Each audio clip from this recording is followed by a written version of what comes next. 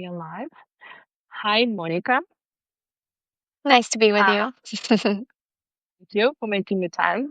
So today I'm chatting with Monika Jiang, and the topic I think is super relevant for everyone um, nowadays, and it's loneliness. And um, Monica has a very beautiful, let's say, approach to loneliness or how she talks about it, which we're gonna find out in this conversation. But I'll just start before Monica introduces herself, a little bit more detail. I want to start with this story of how I met Monica or came to experience what she does.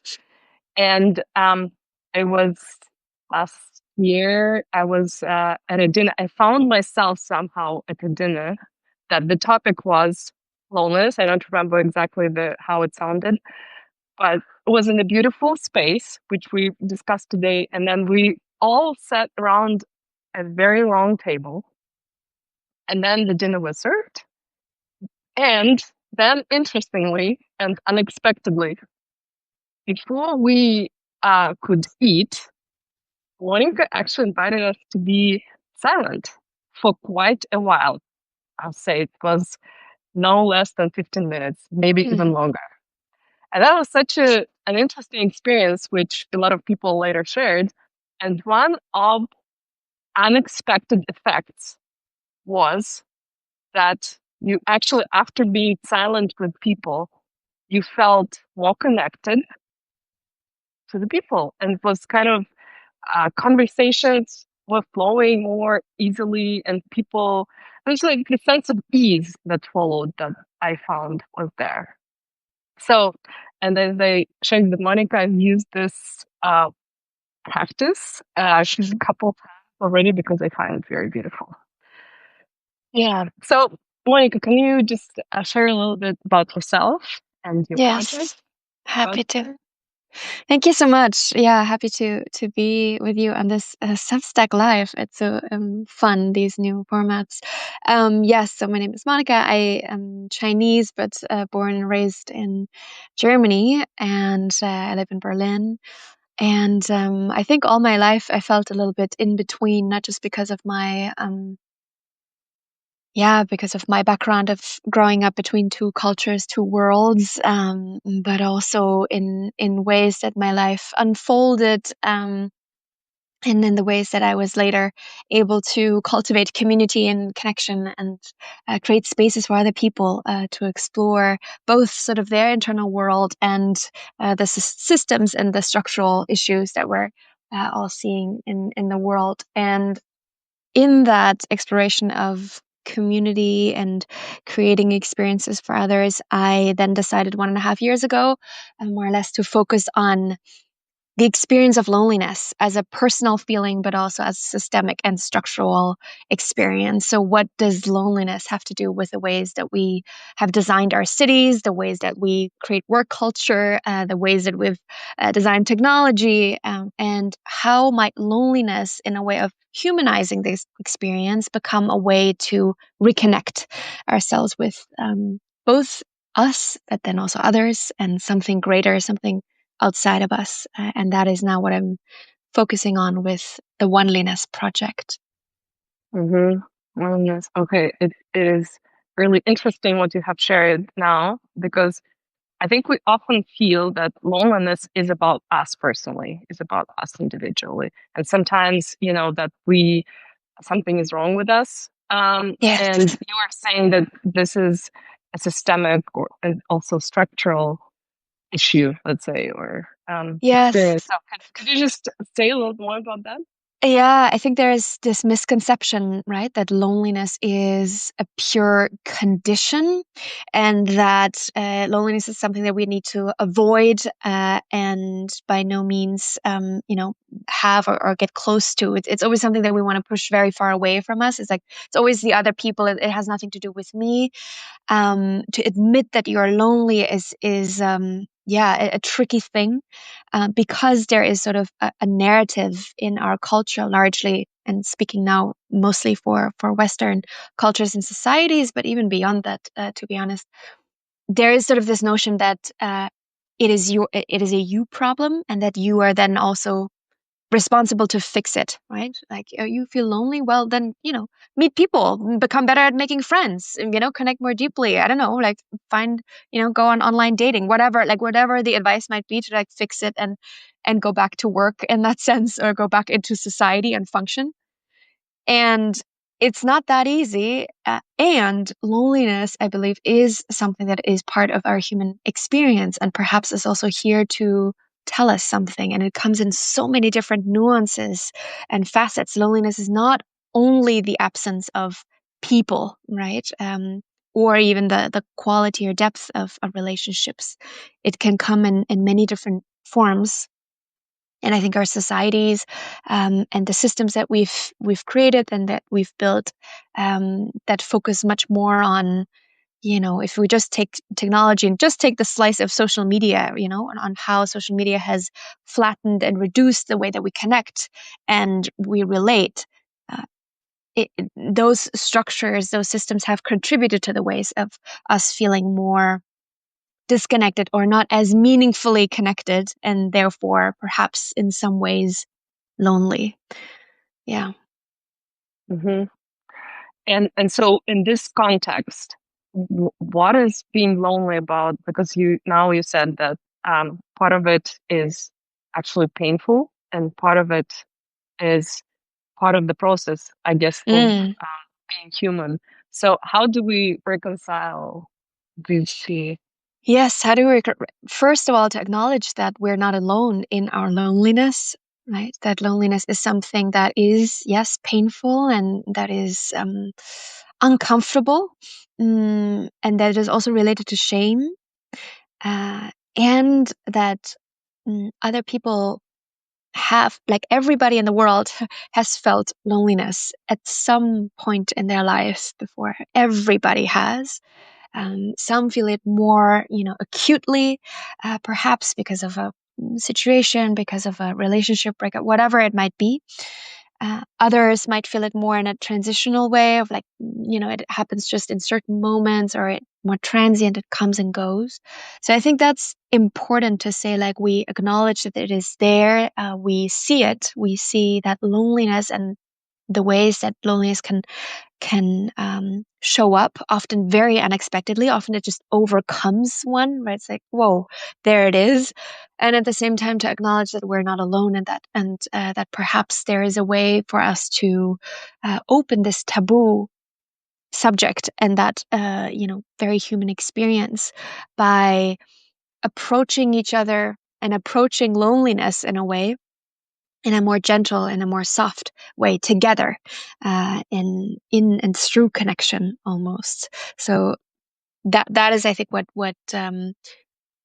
loneliness, or what this current moment of loneliness around the world, around demographics, can offer us, to say, rather than isolating us more, right, and shaming us more, how about we see that, and we see each other in our loneliness, which is nothing else but a longing to connect more deeply and differently with one another, but also with something greater and ourselves, often. Hmm. Yeah, that is, and that is tricky, as you said, right? Because we're so, yeah, almost ashamed of acknowledging that we feel lonely. So how could people go about that, connecting and then loneliness?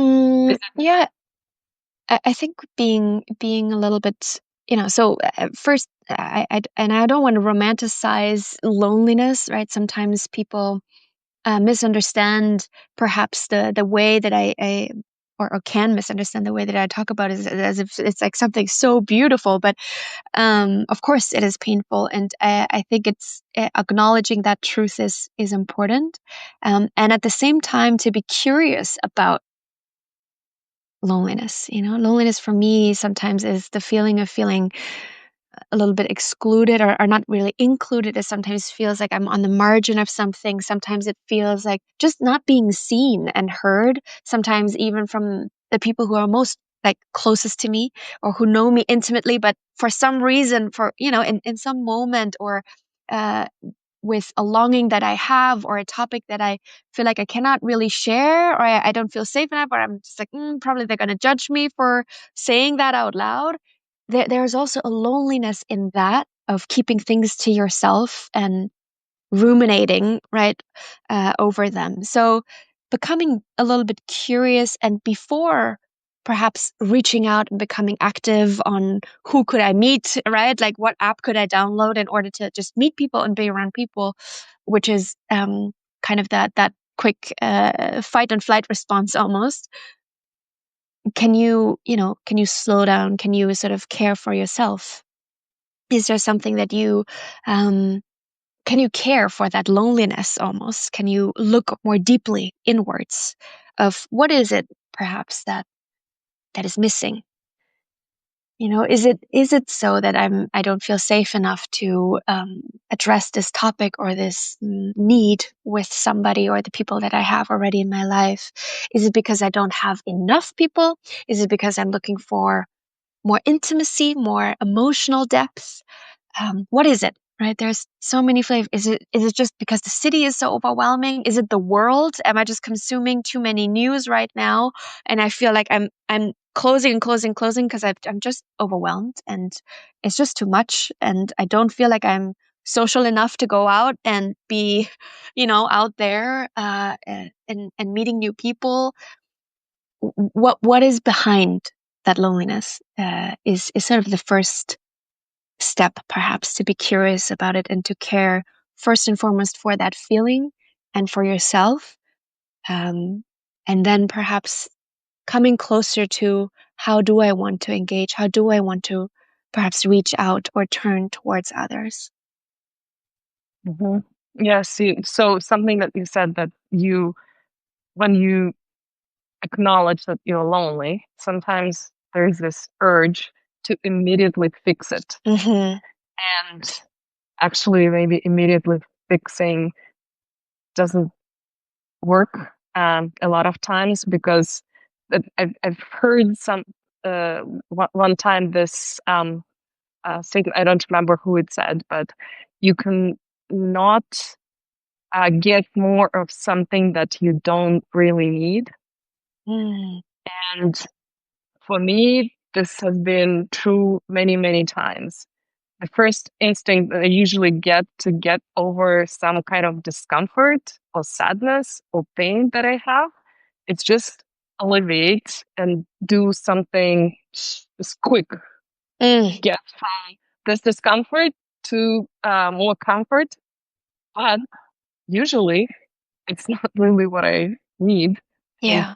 what I need, of course, and many people I think nowadays, is this getting a little bit slow and making Mm-hmm. a pause and becoming more honest about how we feel and what we deeply need, and not only just do this. Yeah, feeling, right? It's like feeling the feeling rather than ignoring the feeling, numbing it, distracting, and just doing something, right? We're in a culture of doing things, we're of being active all the time. And I think that feeling and feeling into something um, is really important. And I think as you were talking, I was like, yes, that slowing down of feeling something while doing can also work, right? So I can, for example, if I feel this feeling, I'm like, I like to go on really long walks. I love to cycle now in the summer around, like it gives me a sense of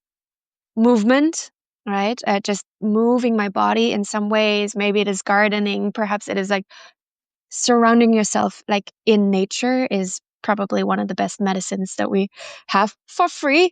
Um, so doing these things, yes, but but not using them, but nourishing ourselves in that way in order to feel the feeling. I think is the way more. Mm. Hmm.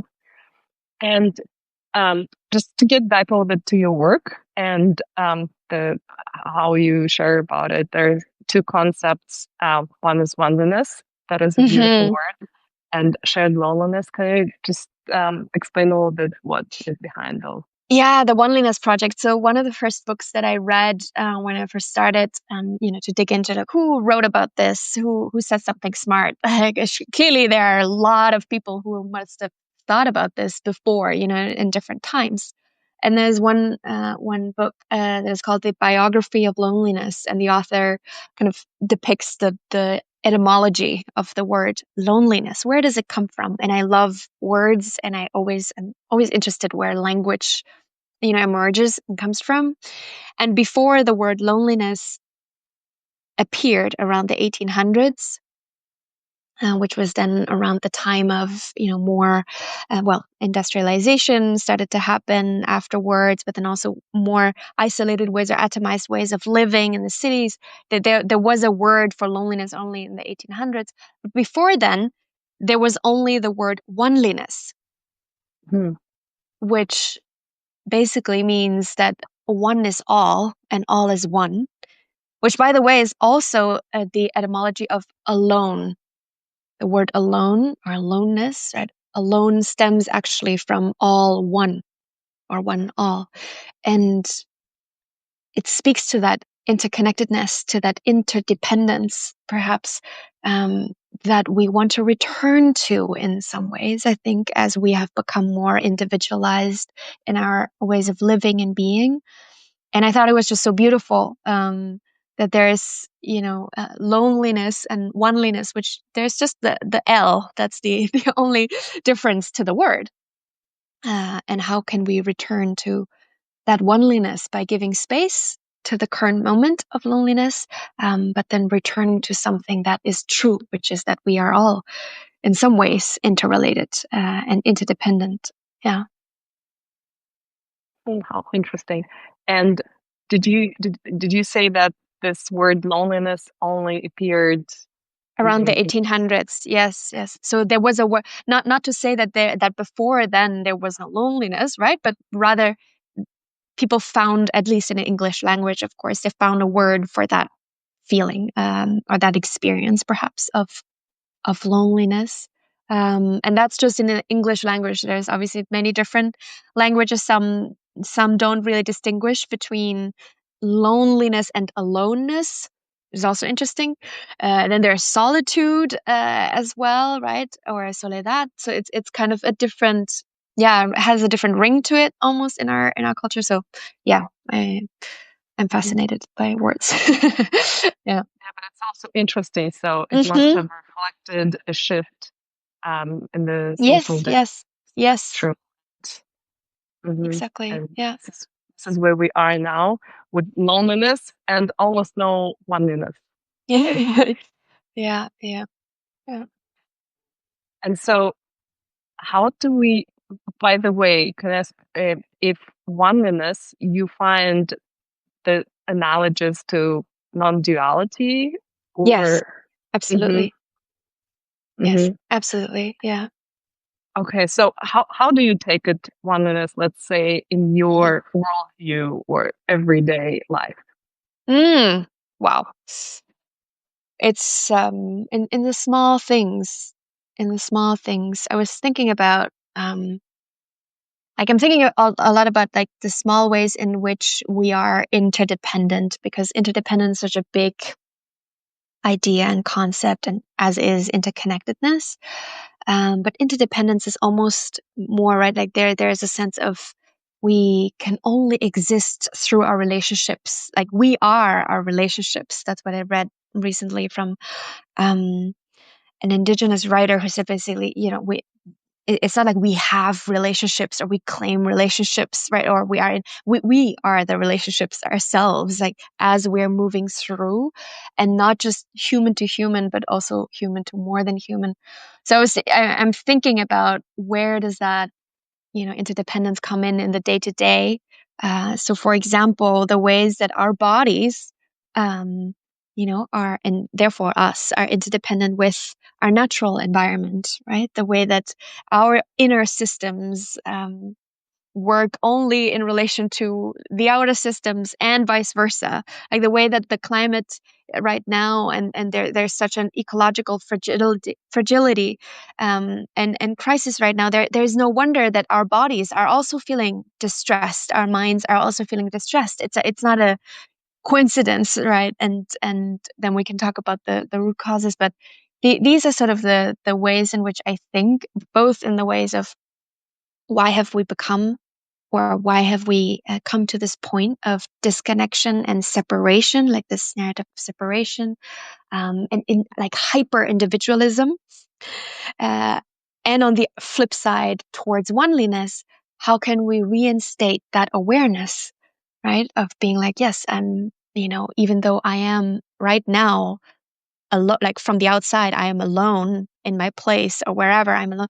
I'm also in relationship always with everything that is around me. Like I can pay attention to who else is there, what else is here, including, right, the trees, including the insects, uh, as well as my fellow human beings, by the way, of course, who are also here. So to look left and right and see how do we move through our days, more present, more aware, and um, uh, perhaps a little bit more caring, just in terms of recognizing each other's presence and existence. And that's even just a small way of moving towards oneliness, moving towards that interdependence. Mhm. A name of a podcast episode came to mind. It's my favorite podcast ever, about interconnectedness and animism, and it's called "Inanimate Objects Are Not Objects and Are Not Mm, Inanimate." Yeah. I love Um, that. so mm, beautiful. And for me, my topic is related to nature, or us being nature. And I Yes. love the quote. It's a very loose quote, from a book, that we have evolved as part of this life with plants and animals, also physiologically, because a lot of our physiology is in constant relationship, for example, with plants, not Yes. even looking and smelling, but even deeper than that. And now that this uh, connection is no longer there, there is this emptiness that is, Mm, um, I find this very resonating. yes. So, um, and so talking about the deep roots of loneliness, systemically, what would you say they are? I guess in ways that can be just practical for people. Like why do I feel lonely all the time? Mm, mm. Mm.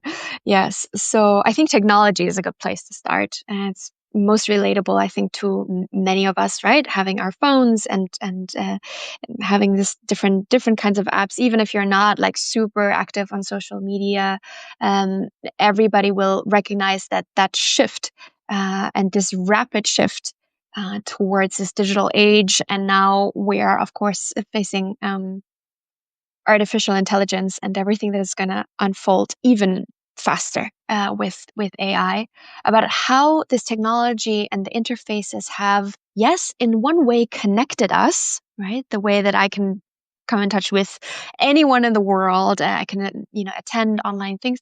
In that way, yes, it has sort of created that possibility of connection. And at the same time, it has uh, flattened and reduced our understanding, perhaps, in our experience, really, of what it feels to be truly in connection, truly in relationship with someone, something. The way that we right, we like and we click, we swipe, we share, and by that communicate and express uh, something, right? It's like, I like this, or I resonate with that, or, just very, very short. And it's gotten shorter and shorter, which is so much of the opposite to the very complex and messy relationships, and full of misunderstandings, full of contradictions and conflicts that we usually have as human beings. So the way that we engage now, for example, with AI, right, whether it's ChatGPT or Gemini, whatever you're using, right, it's a very much a one-sided approach. It's going to give me this, okay, now give me that. Read this text, summarize it, let's go. And that almost like extractive way of engaging, as well as, which is now becoming more tricky and dangerous as well, is the emotional way of how people are interacting now with AI, of trying to get that connection, right? Trying to get that idea of, oh, that AI kind of gets me, they understand me, they're also really smart, they make a good therapist, and it's kind of for free, quote unquote. It's not, but right. So it has really shifted the way that I think or it is shifting the ways in which we relate, not only to others, but also to ourselves. And that we have almost lost this capacity of um, holding discomfort, right? Making a great conversation, expressing our needs and feelings, holding tension, resolving a conflict in a nonviolent way. Um, we never learn these things really, but then now I feel through technology and through these systems, um, we're losing that more and more. We're not, we're taking a different standard of what a meaningful relationship might be, perhaps. So technology is a big one. That illusion of connection, that illusion of getting something. And I'm not saying it's all bad, right? It's just the way I think that and the questions that we should ask of how is it affecting us, our relationships? Do we want that? Should we? And then another one would be sort of our cities and our environments, what you spoke about, of how separate we feel in a way from nature itself, right? Even though, of course, we are a part of it. Um, but the way that we have designed, also culturally, the idea of success and a good life is attached to, an apartment or a house that I own, where I live by myself in my queendom or kingdom, right? And is that what makes us is that really what we want? Is this the idea of a good life really, based on those values, of course capitalist values, or is it something else? Is it not that we are all feeling a little bit like, yes, of course I want my own space, and at the same time I long to be more in connection and in relationship with those around me, a sense of community, a sense of belonging. That's the great need and the great hunger of our times, right? Where do I find that? How can I sustain that in this fast moving world? So that's another piece of how we not only design but think of how we want to live, like physically, and the environment and the connection to everything around us. And then I think and another big part, but another big reason is work culture, and I've said it before, so the neoliberal capitalist value system as well, that is of course very prevalent, where people are spending most of their days, most of their working hours at work. There's still a very very high sort of productivity, a culture on productivity, performance, and searching for relief, searching for a sense of validation and self-worth in what you do, how much you achieve, how busy you are, what title you have, how many projects, for what kind of brands. And I can relate to that so much, because I've also, I also have that part in me still a little bit, and I have experienced it also myself, of that chasing, that nonstop kind of way of trying to get something out of what we do, and searching for meaning and purpose. And I think that's another reason, that's a big one, because it's not only eating up our time, but it's kind of suggesting that still there is a, you only live again a good life or a worthy life if you produce, if you're productive, if you do something, and that makes us very lonely, because it doesn't it very rarely is that reciprocal, even if you have, if you're doing impactful work, and you can look at and speak with activists and organizers, right? And people who are doing absolutely something good for the world. But that work can also become lonely in itself, fighting the good fight. So that work culture and the unraveling of what is work, why do we work, how can we redistribute, because look at our society as being so unequal and polarized. So there must be something deeper going on. So here, I could go on, but there's just some big ones, right? Technology, the way that we've designed sort of values and our culture and living environments and cities, and then also work culture. Yeah. Yeah. Well, as you were talking, I was thinking, so number one and number three, how we're, trying to drink from the fountain of work to satisfy some thirst that is not related to work. In To me, I think they're related to this uh, amount of information that we're consuming all the time. And Mm. I'd be curious to hear your take on this. And I had this experience last year, which was absolutely transformative. I started this 1 year education as a wilderness guide, and the modules there take place in the woods, whatever the weather. We stay there for 4 days, and after, so it was two things. My phone was disconnected, so I had no technology Yeah. with me, and then I was literally connecting in the dirt, sawing wood, making fire, and then doing things that a year ago would have sounded crazy to Amazing. me. Yeah. And when I got back, I realized that it's as if like things I could really see clearly after the 4 days. Because Hmm. before that, I was aware that technology is something to be careful with, that to be mindful of, and all these things, until I had that experience where after 4 days, things just were absolutely different. It's like the, I had been hypnotized before, and then suddenly I got this clearance where I could see things for what they were and what the real life was and what really mattered to me. And that's why I had more kind of energy and autonomy to make a change. I don't know Mm. if uh, what your Resonates a lot. Yeah, resonates a lot. I just went to a 1 week Buddhist monastery in the south of France, and my phone was not completely off, but I checked it very rarely, and I didn't have it on my body, like anywhere. I didn't carry it with me; just left it in the room. And just that, and realizing that actually nothing happens, by the way, right? It's like you're not that important that you're going back to like, oh my gosh, so many messages to catch up. It's not like that, at least not for me. Um, of course, you catch up with things, of course, you reach out back to your friends or whatever, like, hey, I'm alive. But the and also news, right? Yes, of course the world is like flipped again in this direction and then the next day in that direction.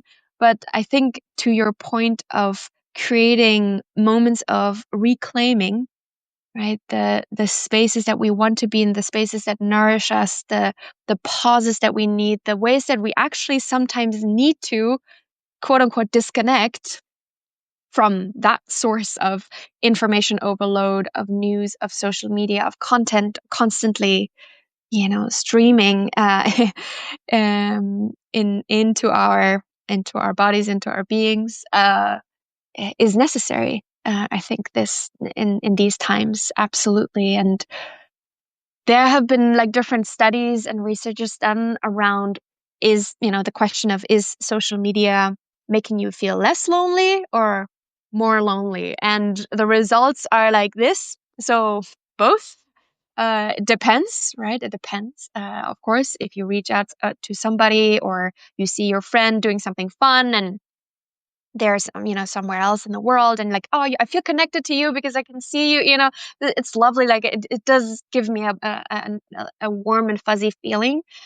But most of the time, right, the content that we do see, the way that algorithms work, of course, and the way that our world, unfortunately right now, works as well, is that there's so much fear and negativity, and just just fear, really, that induces the uncertainty that we already feel, that we are already aware of, that we're already trying to somehow cope with. So finding a way, and this is just one thing, but it's an important one, but finding a way to balance our relationship with technology, with the ways that we uh, consume news or content in general, is a big one on how we want to feel, right, on our own. And that's why I say reclaiming. It's almost like we have to reclaim that, because we're in it.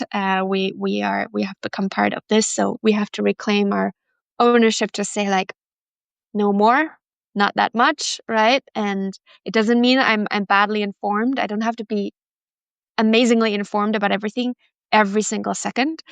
Um, because ultimately that can feel so overwhelming that it yeah, does the opposite of feeling connected and on top of things, right? It feels like you're kind of disconnected then from yourself, perhaps, or you're filled with guilt or with shame because you're not doing something about this, you cannot solve this problem. It's like, then where do you go with that? So yeah, it's an important one. Hmm. And would you also say, or maybe you would not, that in the context of oneliness and the Hmm. interconnectedness, then when you uh, are with your gadget and the screen, that this is the oneliness that you're creating? I'm just the context for this question is that, again, going back to my experience, I realized that I kind of, without realizing it, although thinking about it all the time, allowed my reality to be shaped by this interaction with the uh, virtual reality. Let's say. Mm-hmm, mm-hmm. In some ways, yes. I do think we have to, going forward, we have to live. And again, I don't want to like overemphasize AI because it's already over. But it is important to say, because I am just deeply concerned of how it's going to shape us and our relationships. And so I think we have to increasingly learn how to be, and how to navigate our ways of interacting with technology and with the screens. They're not going to go away, of course. And at the same time, yes, there is a big part of oneliness, I think, that is in putting the phone down or putting the screens away, and actually being present of where you are. And when you're in wherever you are, if that's a beautiful forest, and in that, scenario that you illustrated, which is sounds really precious, or it is only right in the park that is I don't know, outside of your house or whatever, where you can go, or just the streets or whatever. I think it sounds, again, very simple, but I think that's the first way of how we might be able to, again, look left and right and recognize who and what is around us, right? How are things like interrelated? We can just people watch. We can, or we can watch a tree a little bit more closely. We can go down into, and it's like, what is this tree actually made of? Like, who else is there? Is there perhaps a mushroom hiding behind that bush? I don't know. Like, we can do all of these things because it's already here. It's all there, rather than being, very often distracted and numbed by the screens, and sort of by the dopamine that it's feeding us. There's so much so much wonder in everything that is around us. And that is the sense of moving and inching closer to oneliness. Yeah. Hmm. And so this state of loneliness that is now more intense, more pronounced, what are some of the maybe consequences in our lives, our social lives, or cultural, economic, that we don't often realize their interconnectedness? Mm. Um, yeah, I mean, so loneliness has been already announced as a global public health crisis because, of course, on an individual and therefore also collective level, it has direct effects on our mental health and our physical health. Or to put it, in a more constructive way, perhaps the quality of our relationships determines not only the lifespan, so how long we live, but also how healthy we live and how happy we live. Right. So it is that the fundamental, simple but fundamental truth that if we do care for the relationships that we're part of, the relationships that we are, then we will ultimately not only ourselves, right, benefit from a healthier, happier, longer life, but we will also enhance the quality of life of others around us, including, again, including the natural environment, including to care about the earth itself, right? That is life itself, and without it, we cannot not only not survive, not flourish. So yeah, the consequences are quite severe, right? In that sense of life, of health. But the other one I think that is important to mention is what we're seeing right now with the increasing polarization and atomization of our societies across different countries, across different cultures, around the world, where there is a direct link between people who are increasingly feeling lonely because they feel neglected, they feel they're not heard, they're not seen, they're not feeling represented in their needs, in their feelings, in their situation, in their worries, in their fears, and therefore are turning towards the more right extremist sides and extreme ends of the political spectrum. So both on the left and the right, but of course, right now, and being in Europe, the far right populism having gained so much traction in the past years is also a result of people feeling increasingly lonely in that sense and finding a sense of belonging, right, in a sense of togetherness, a sense of ideology that you can kind of attach to, of saying, oh, well, if this group of people say that it's the immigrants or it's these group of people or those people that are responsible for my problems. I'm simplifying this now, but like, right, responsible for my problems, responsible for my worries. Well, then it's very, very simple, right? Then we're just against them. So this us versus them, uh this binary thinking, that is based on separation, that is based again on inducing that fear, speaking to that fear, and creating belonging through that fear, belonging, quote unquote, is very effective and is one of the studied strategies and tactics of anti-democratic movements, and that's how they gain traction and have gained traction. So historically, Hannah Arendt is one of the thinkers who has written about this in The Origins of Totalitarianism and in other pieces of her work, where she speaks about the right how attractive and how sophisticated, of course, a very dogmatic and anti-democratic, sort of following the strong men movement and ideology can be in a time of great uncertainty, in a time where people feel abandoned in some ways, almost, right? It's kind of like, oh, they don't get me, but this leader, this strong person who has a clear idea of turning back to stability, I mean, with these easy things that they're suggesting is quite attractive. And that's the really dangerous piece that we're already seeing, but I think we're going to witness going forward in the ways that if we're not able to care and speak to that loneliness, which is going to take time. Of course, it's not so easy to fix it because it's been there, and yeah. Yeah. So I know also from the perspective of physiology, for example, it's literally when you feel separate, you're to another group, also, let's say to nature, that your empathy capability, it kind of just almost switches off, doesn't work.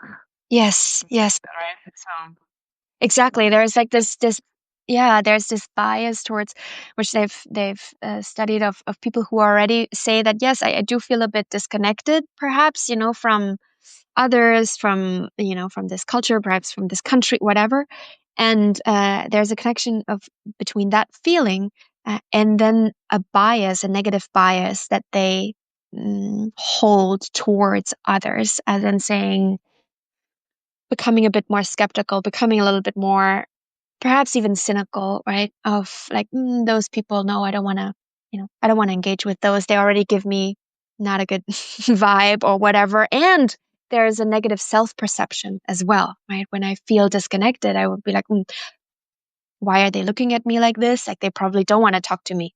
So I will not approach them. I will keep my distance. I will isolate more. I will not engage. And that's sort of this spiral that is, yeah, that is really dangerous. mhm. Yeah. Well, it was a beautiful conversation. And just to kind of finish Nonetheless, yes, of the darkness. to finish it off on something light. Yeah. So can you share a little bit maybe about the dinner that we started with and why you're creating the dinner and maybe a couple of words about the silence that you start with and Mm. yeah, and yeah, let's start with that. Yeah, happy to. I mean, it was beautiful. I was also inspired by, I just mentioned I went to this Buddhist monastery, Plum Village in southern France recently, and it was there where you eat in silence for the first 20-ish minutes or so, and you eat, more slowly, and you kind of appreciate that bowl of food, right, and how it was made. And so the dinner where we met last year, I just wanted to, yeah, try and see how I could bring pieces of that, right, into an open community dinner here in Berlin, and that's what we did. So we ate also. I think, yeah, it was like 15-20 minutes. And I remember that somebody said it. It was so beautiful because we kind of everybody brought something to the table. It was kind of a potluck style, so we had like a feast, really. It was incredible. It's always magic. It's like, oh, there's a piece, and then the whole table is full. Um, and we sat down, brief arrival, and then we ate in silence and took food. And there was a moment, I think, where we all dropped a little bit into, something, yes, something into that ease, perhaps. Because at the beginning, it's a bit awkward. You're kind of like, this is weird. And it's like, why am I here? Why did I sign up for this? Like I do want to talk. Like I came to this dinner because I want to meet people. Now I'm just sitting here in silence. It's kind of odd. But then after a while, something softens because you become more comfortable with the silence, and there is also sometimes something comical about it in the way that you then try to communicate with, can you pass me the bowl, but like I cannot speak, so I'm gonna say so body language and the energy. So it was really, really beautiful for me as well. And then afterwards, we after those 15-20 minutes, we opened for sharings, and then it was also, for the second part, possible to talk to one another, of course, and to do the wash up together in the kitchen, which is always the place where the best conversations happen. So yeah, I mean, the dinner was quite something. Yeah. And you're planning more of those. Yes. So tomorrow, yeah. So I'm planning more, although the format is going to be slightly different. Um, same, but different, I can say. So I'm planning 3 dinners over the course of the next month, I guess. So starting from tomorrow, and then 2 more that are themed. So the idea is to come together again in potluck style. So everybody brings something to the table, and we have a topic. So tomorrow the theme is, should ChatGPT be my therapist, and so much more. So we talk about the relationship to AI, what is it doing to us, right? And how do we relate to it, you know? And I think it's going to be really fun to exchange some stories there. The second one is about modern love, as in specifically sort of about romantic relationships, dating culture, and all of that, which yeah is its own world, and has a lot to do with loneliness as well. And then the last part is about reconnecting with nature and becoming part of that. And there we will, so there we will. Yeah, also go out into everything that is around us, of course. Perhaps take our plates or something into the grass. So we'll see. But each dinner is on its own, and a different topic, a different sensation, and as well the common sense here, I guess, or the common space is, of course, the question of loneliness, of oneliness, and of how we relate more meaningfully. Mhm. So this is going to be happening in Berlin. Yes. Is there anything, any projects that you're planning or that's now happening where people could join or not in Berlin? I'm going to see what kind of online formats I can offer going forward. Right now, I don't have anything. However, I'm going to start a podcast. And in that podcast, so in that podcast, I'm already now thinking of how might I, how might I use this podcast, not just as a way of listening to another thing, consuming it, and forgetting about it 20 minutes later, but creating it again as a space where perhaps there can be a sort of an invitation to pause, and an invitation to engage with people who are around the world, who drop in their voice notes or their requests, their sharings, conversations, to make this a collective conversation, a collective experience. That's at least the ambition that I have. Let's see how it goes. But that would be also an invitation to, yeah, stay tuned for that. I will launch it in the fall. I'm starting to record now, but it's going to be launched in perhaps September, October, and then hopefully also give rise to, and a space to for others to come in and be part. Yeah, and talking about that, I just want to say thank you to people who have joined today. And Yes. if there is anything that you maybe want to say or ask Monica now, that would be a great time. Thank you. We really appreciate you being here in the time. Yes. Thank you so much. Yeah, I think the only thing that I want to perhaps leave with is to keep sparking conversations about loneliness, about the. I just posted something actually on Instagram, not to plug my own Instagram, but because I was inspired about the shame and the stigma that is still there about loneliness, and speaking about it, and perhaps giving a slight invitation on how we can have conversations about loneliness without naming loneliness. Because if you name it, sometimes for some people and in some cultures, depending, it can be already too confronting. It can close people off rather than open. So a little bit of a way around it, which is also my approach and my work, is kind of not a way around, but not going right into it, but creating something where people find their own way to open and engage. So I just want to encourage people to perhaps open more about these more difficult parts of being human, because they almost always open something nourishing on the other side and between us, and it helps to lift the heaviness. I think if we all share a little bit more, and all share a little bit more from the heart, and also if we yeah, care through that and show an act of care. If it's not all always about, everything is fine, everything is okay. In this world right now, to say that everything is okay and everything is fine would probably be not really healthy because we are all concerned and we are all part of this. So why not share a bit about how we actually feel? Yeah. Exactly. And as you said, we are the relationships. And Mm, the only way, I guess, to um, approach these challenges that we're facing today is to be those relationships. So we care for other humans and also care for what we call nature. By the way, in some cultures, there isn't a word nature because, mm, right, to reflect that we are one, to reflect the oneness.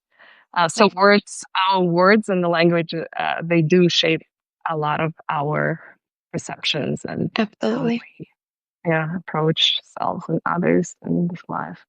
Yeah, well, super beautiful. And please do plug your Instagram or where.